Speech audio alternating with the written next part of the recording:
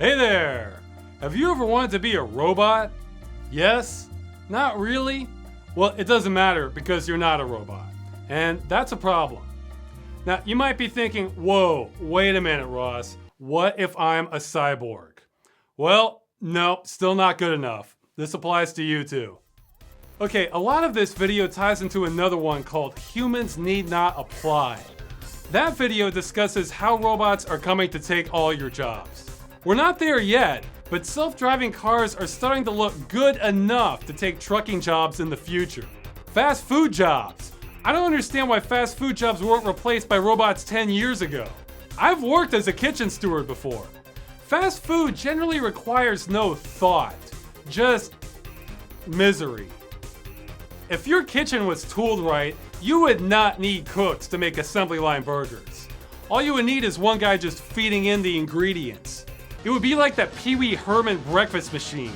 And that was back in '85. We can surely do better now. The point is, this is only going to continue for any field of work where robots make sense. Any job that a programmer can explain how to do as a series of instructions is at risk of being replaced by robots. Business Insider is predicting 30% of jobs will be replaced by robots. Merrill Lynch is saying almost half. Now, if we were smart about how we did things, this would be great news, because most of these jobs either suck or else they start to suck once you have to do them 8 hours or more a day. So if you work at an awful job, robots should free up your time for other things, right? Yeah, that's kind of naive. Did you know in the 1930s, economist John Maynard Keynes predicted in the future technology would advance so much that our productivity would go through the roof, and we would all have so much free time we wouldn't know what to do with it. He was predicting a 15-hour work week, saying we would be only too glad to have small duties and tasks and routines. Well, he wasn't completely wrong. Our productivity has gotten great since then. We're growing the food we need, we're producing enough raw materials, the products we need are getting made, except whoops! We're getting paid about the same as we were 40 years ago, despite all this extra prosperity. So much for that 15-hour work week. Just because technology can solve our problems doesn't mean we're gonna let that happen. In other words, this is not an inspirational episode of Star Trek. So this is kind of a huge problem. If that one prediction is right, 50% unemployment is unheard of. We would be heading into uncharted territory. Although this does mean if your parents or your spouse is giving you a hard time about not having a job, just tell them it's because you're not a robot. Then stomp off and slam the door. That should make them feel better. Now, some people will say, we've been here before. The Industrial Revolution uprooted all kinds of jobs, as did computers later, as did the internet. We mostly adapted and came up with new ways of earning income, because in all those cases, they eliminated old jobs, but they opened up opportunities to create new ones. Well, that's not really the case this time, for two reasons. First, the whole point of having robots is to replace workers. Robots will work 24 hours a day for free, will do exactly what you tell them to, and have no rights. They're the perfect employees. They don't even have to be better at your job than you are. They just have to be cheaper and good enough. Humans Need Not Apply makes the comparison between automobiles and horses. If you go downtown into the city today, how many horses do you see? 10, 20,000? No? That's because automobiles really did replace horses. And now the only times you see an actual horse are for niche uses. Now, Humans Need Not Apply makes it sound like every job will be taken over by robots. Oh my God, they can draw! No one will have a job! Ah! Look, robots aren't going to replace every job. I don't think they're going to replace, say, artists anytime soon. But you know what? The term starving artist is a lot older than robots are. But some people might still be saying this is just a transition. We'll invent new jobs. Okay, fine. For every 10 jobs we lose, we gained 1 designing or maintaining the robots. That's good, right? Math? Now you might be thinking, what about other jobs? People can retrain and fill in other occupations, and there's some truth to that. Right now, we're low on skilled blue-collar workers. We need more of them, but not nearly as many as the jobs we're gonna lose. Also, this may surprise you, but guys, not everyone who works at McDonald's is a philosopher king in hiding, waiting to burst out into a more meaningful career. It could be that flipping burgers and getting stoned each night might be the apex for them. And that brings me to the second reason this situation is different.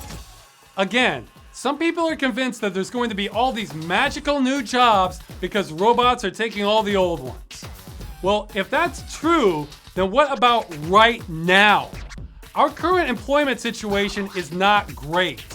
Look up real unemployment rates sometime if you want to know more about that. We currently have not recovered job-wise since the start of the recession, and the new jobs we have got are paying less. And this trend is showing up all over the place. The number of people who are self-employed is increasing because it's cheaper for companies to pay people for individual jobs instead of actually hiring them and having to pay benefits, insurance, and so on. And aside from increased competition against each other, a lot of jobs now have to compete against sweatshop labor in places that don't have the same labor laws as we do, so they can get paid for peanuts. And we're trying our best to make this situation even worse. We already don't have enough jobs that pay enough, and the robots have barely gotten started. So this is going to be bad. However, I'm going to say something controversial that goes against the wisdom of the internet, okay? While we have plenty to worry about, we do not need to worry about robots becoming self-aware and overthrowing humanity. It's just not gonna happen. I feel like I have an uphill battle saying this since some very intelligent people like Bill Gates, Stephen Hawking, and Elon Musk seem to think otherwise.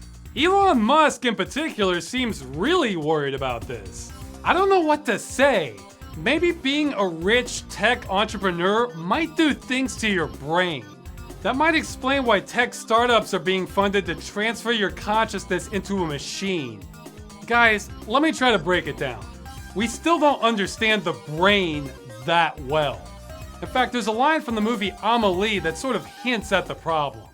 Au même instant, sur un banc du square Villette, Félix L'Herbier découvre que le nombre de connexions possibles dans un cerveau humain est supérieur au nombre d'atomes dans l'univers. Now, I don't know if that's true or not, because for all we know, the universe could be infinite. And hey, you can't beat infinity, but it does give you a clue as to how complex the brain is.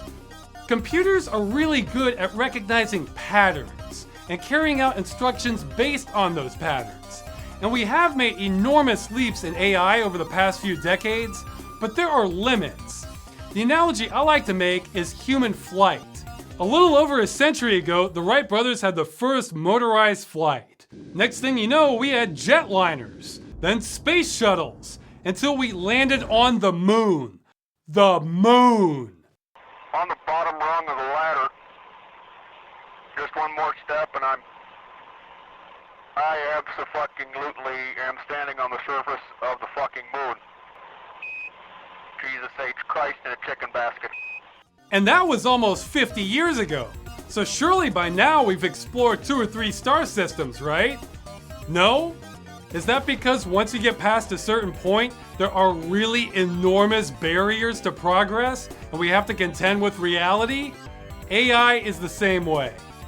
And if you think I'm wrong, I don't want to hear your argument. I want to hear this AI consciousness speak for itself. Because it won't. Now, I'm not saying an AI can't ruin your life. It totally can. Hell, that's what this video is about. After all, it can charge you $2.1 million for your phone bill, or cause an investment firm to lose $100 million in one day because they're not paying attention. I do not think we should turn nuclear missile control over to an AI, no matter how good it is. I think that would be a bad idea. Just don't worry about it becoming self-aware. Maybe in a few hundred years, but not in your lifetime. Doesn't mean we can't make some kick-ass movies on the concept in the meantime. So don't fear robots, guys. They're not really the problem. It's us screwing ourselves. They're just the tools. But they do mean we need to figure something out. I don't know what the answer is. I've heard some talk about a guaranteed basic income, where everybody gets paid tax money just for being a citizen. That might work. Although that one's tricky because let's face it, most of us know someone, if they don't have something to occupy their time, they're gonna end up in prison. Another idea I've heard is guaranteed jobs provided by the government. Wouldn't it be nice to have the option of quitting your job anytime you felt like it, knowing you could always go pick up trash or do roadside construction and still be okay?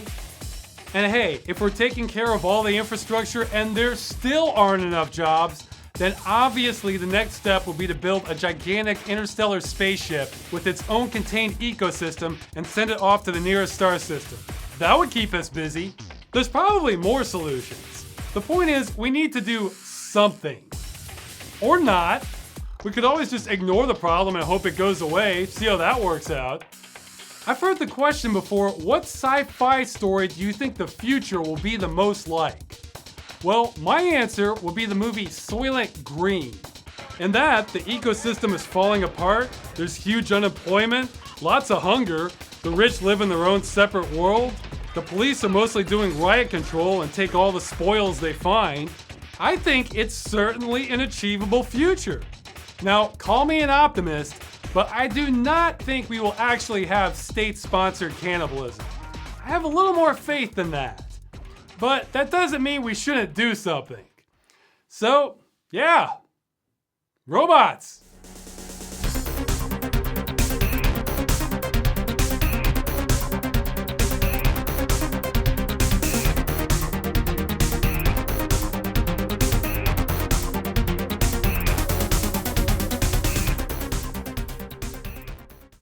Hello Ross, my name is Dr. Spatzel. I am here to help you. Say whatever is in your mind freely.